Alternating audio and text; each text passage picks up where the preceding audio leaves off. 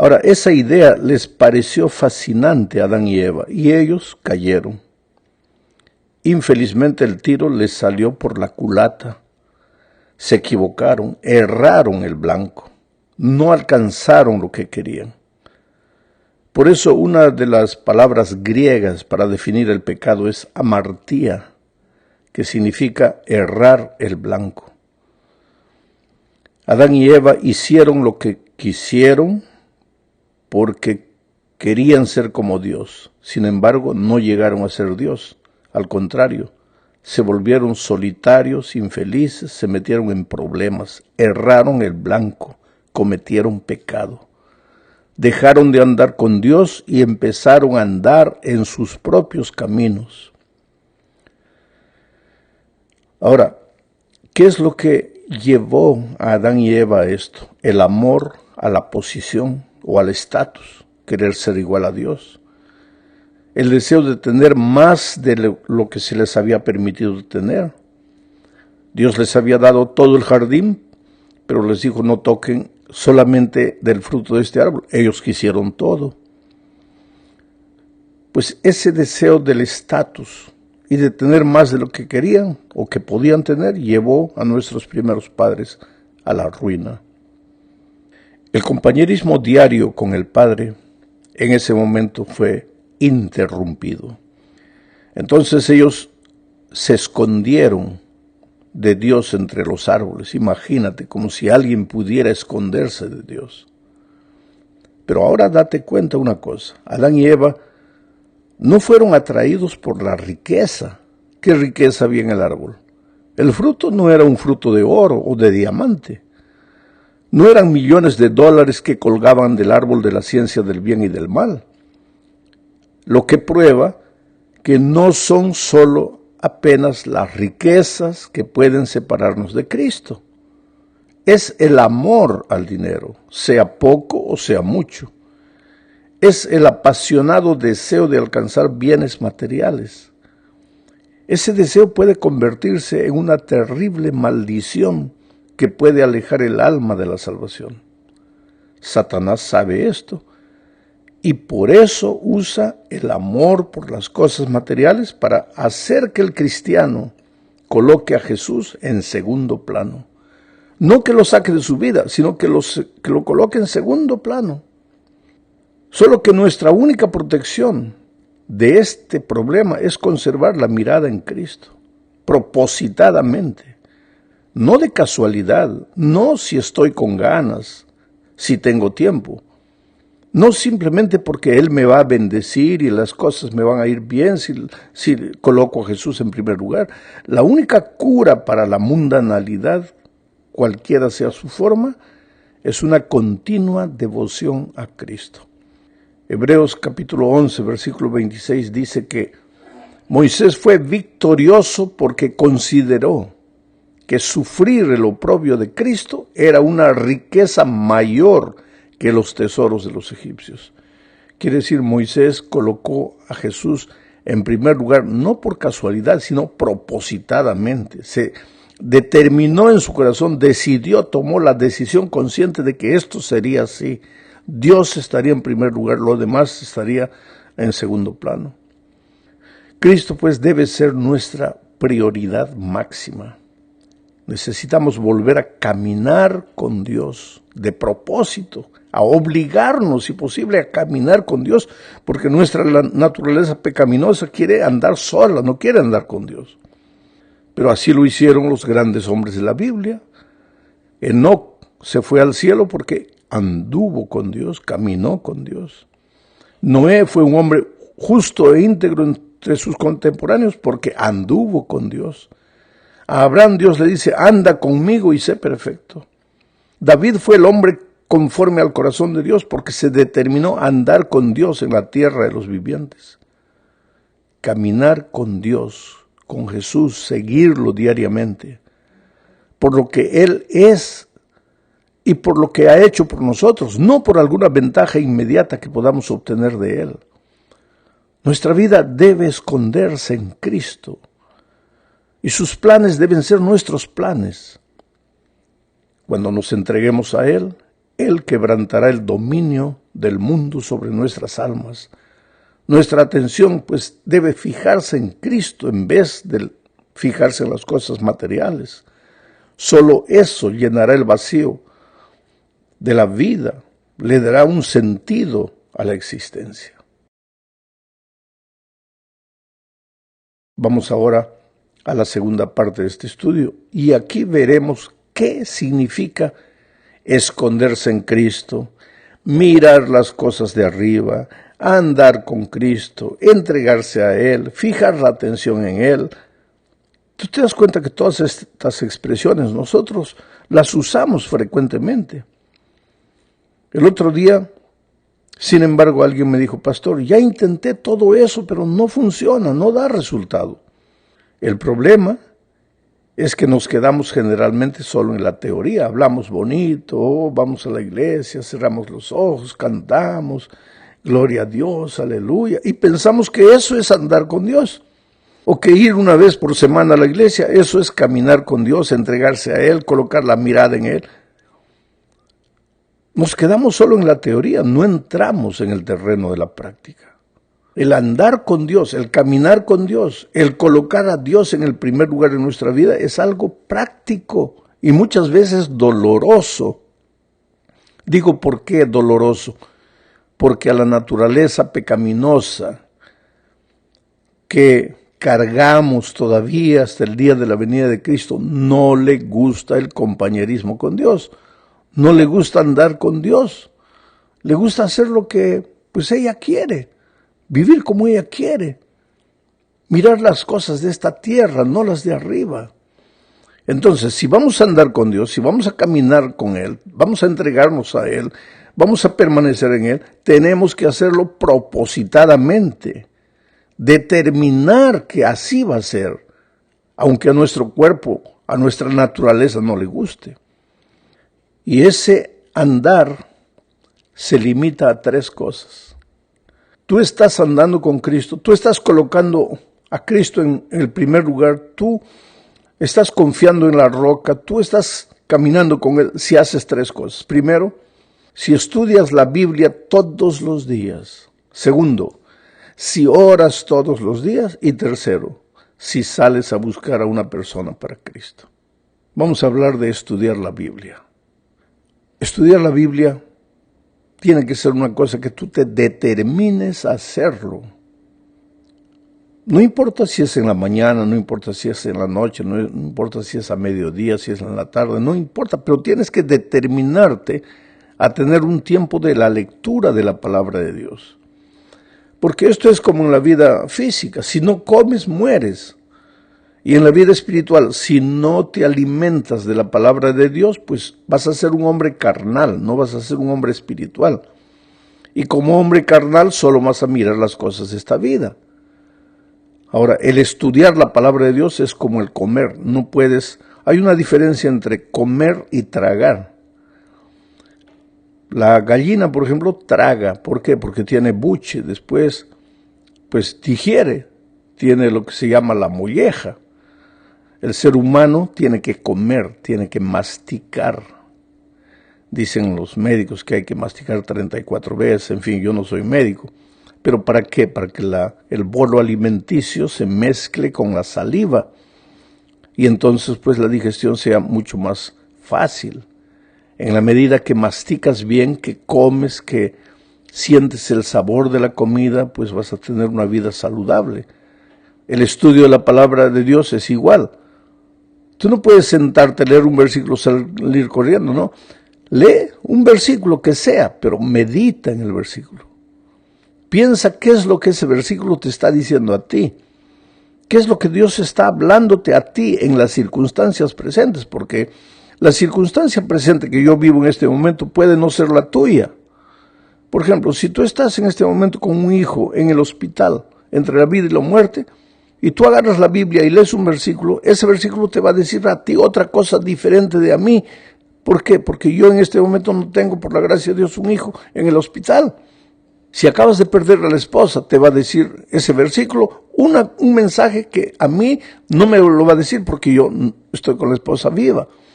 Quiere decir, cada uno tiene que leer el texto bíblico y tratar de entender qué es lo que Dios me está queriendo decir aquí.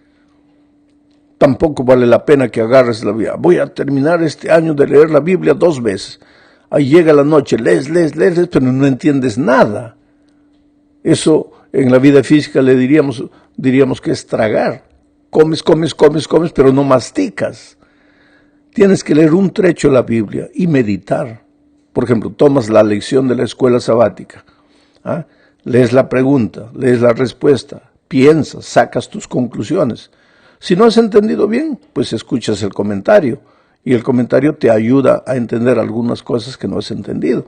Ahora tampoco puedes tú cerrar la Biblia, escuchar solo el comentario y pensar que con eso ya has pasado tiempo con Dios. Claro que el comentario te ayuda, pero es mucho mejor que tú mismo mastiques la palabra de Dios. En el siguiente punto de la lección vamos a hablar de la oración. Este es otro de los instrumentos de comunión con Dios. La oración no es repetir frases que has aprendido. Padre nuestro que estás en los cielos, santificado sea tu nombre. No. La oración, dice el Espíritu de Profecía, es abrir el corazón a Dios como a un amigo. ¿De qué hablan los amigos cuando se encuentran? Hablan de todo. Entonces, haz eso con Dios. Conversa con Él. Siéntate, arrodíllate o acostado en la cama, medianoche te despiertas, abre tu corazón y habla con Dios. Cuéntale lo que estás haciendo, lo que estás sintiendo, los pensamientos que te perturban, tus temores, tus dudas, tus aflicciones. Habla con Dios.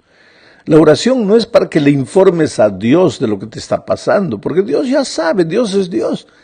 Dice el propio Señor Jesucristo, vuestro Padre ya lo sabe antes que se lo pidáis. Entonces, ¿para qué tengo que contarle todo si Él ya sabe? No es para informarle, es para que tú pases tiempo con Él, porque a través de la Biblia Dios te habla. A través de la oración tú le hablas a Dios, tú le respondes a Dios. Tú te sientes acompañado, tú sientes que estás con Él, tú no te sientes solo. Saca toda la basura de tu corazón, las amarguras, los rencores, los motivos. Si hay una persona que te hirió, cuéntale a Dios con detalle qué es lo que esa persona te hizo. ¿Para qué? Para que a medida que tú vas hablando a Dios, el rencor, el resentimiento va saliendo de tu corazón.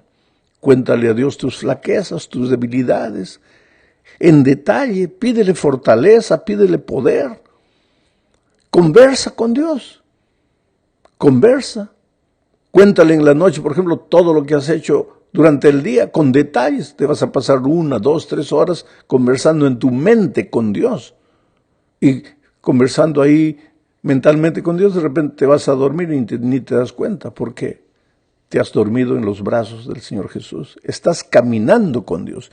Sin el estudio diario de la Biblia, sin la oración constante, no hay caminata con Dios. Y hay un tercer elemento que nuestra lección no presenta, pero que es indispensable en la comunión con Dios. Porque, ¿sabes? El Espíritu de Profecía a la oración y el estudio de la Biblia, solamente eso, el Espíritu de Profecía le llama devoción abstracta, devoción hueca, devoción que no tiene mucho sentido. Hay muchas personas que de alguna manera oran y estudian la Biblia y oran. Hay otras personas que oran más y estudian más la Biblia. Estudian más y oran más, y eso finalmente los va a llevar a incrementar un elemento más en su devoción personal, el ayuno. Entonces hay personas que oran, estudian la Biblia, ayunan. Después le aumentan la vigilia. Oran, ayunan, estudian la Biblia, hacen vigilia. Y si van por ese camino, sin incrementar, sin añadir el tercer elemento de comunión con Dios, van a caer en el terreno del fanatismo. No estoy diciendo que orar, estudiar la Biblia, ayunar, hacer vigilia sea malo, pero para que esas cosas sean una devoción sólida y no sean una devoción hueca, abstracta, necesitas acrecentar el tercer elemento de la comunión con Cristo, que es la testificación. Ahora entiende bien, testificación no es andar por la vida portándote bien para que las personas vean tu vida y se sientan inspiradas.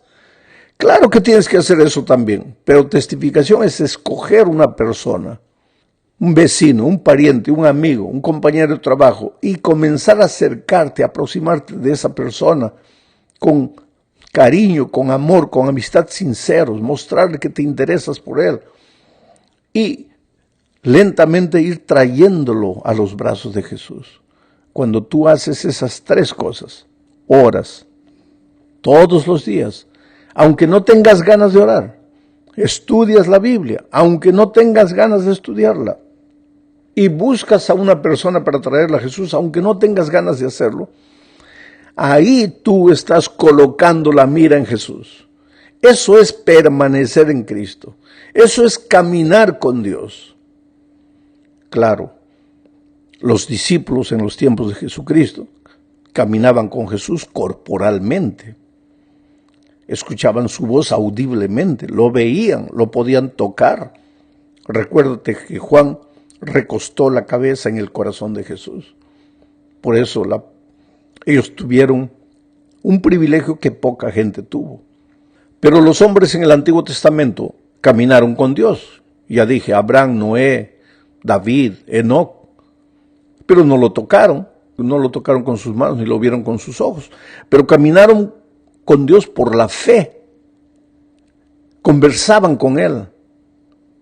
Y nosotros también podemos caminar con Dios por la fe, pero a través de los tres instrumentos que nos dejó: el estudio diario de la palabra, la oración, y Dios y tú salen juntos a buscar una persona para traerla a Jesús. Están caminando en una experiencia diaria de compañerismo.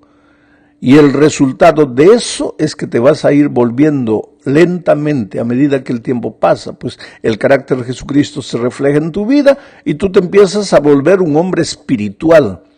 Y entonces, aunque vivas en este mundo materialista, ya las cosas materiales no son el centro de tu atención. Ya no te fascinan como te fascinaban antes, porque ahora tienes otros valores espirituales. ¿Por qué? Porque has aprendido a caminar con Jesús.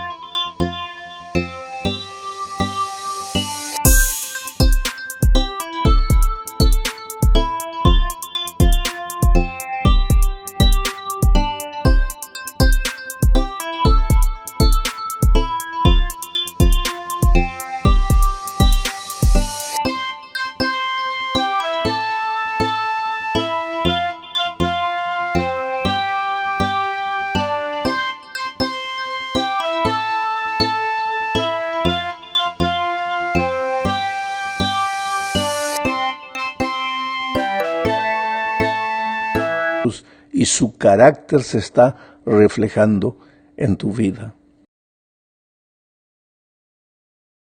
Vamos a la última parte de la lección. Vamos a juntar dos ítems de la lección en esta parte. Primero, el Espíritu Santo que te llevará a la sabiduría. Cuando digo que a través del estudio de la Biblia, de la oración y de la testificación estás andando con Dios, en realidad estás andando ¿con quién? Con el Espíritu Santo. Jesucristo, antes de irse, le dijo a sus discípulos: es necesario que yo me vaya para que Él venga, hablando del Consolador, del Espíritu Santo.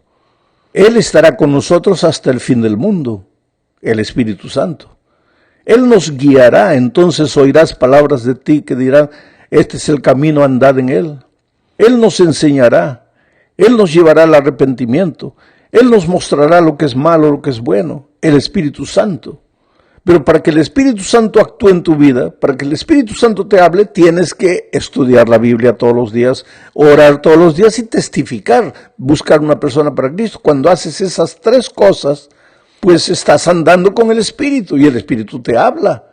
Y finalmente el Espíritu te va a llenar de poder para enfrentar la vida, las circunstancias difíciles de la vida, poder para testificar, para predicar el Evangelio. Y finalmente, antes de la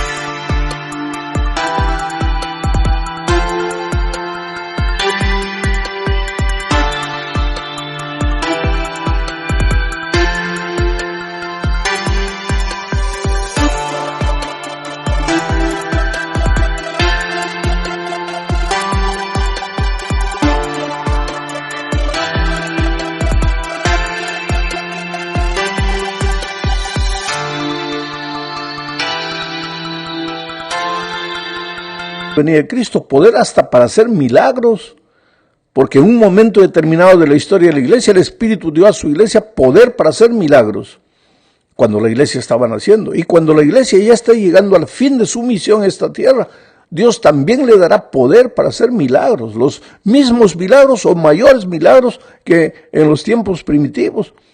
Pero para eso tenemos que aprender a caminar con Dios, estudiar la Biblia, orar y buscar una persona para Cristo. Porque el Espíritu no trabaja así con emociones. No es porque lloras que estás lleno del Espíritu Santo. No es porque caes en la tierra y comienzas a hablar palabras extrañas que tienes el poder del Espíritu Santo. El Espíritu Santo es un asunto de vida práctica. Oración, Biblia y buscar una persona para Cristo. Ahora, una de las cosas bellísimas que el Espíritu Santo hace en la vida es darte sabiduría.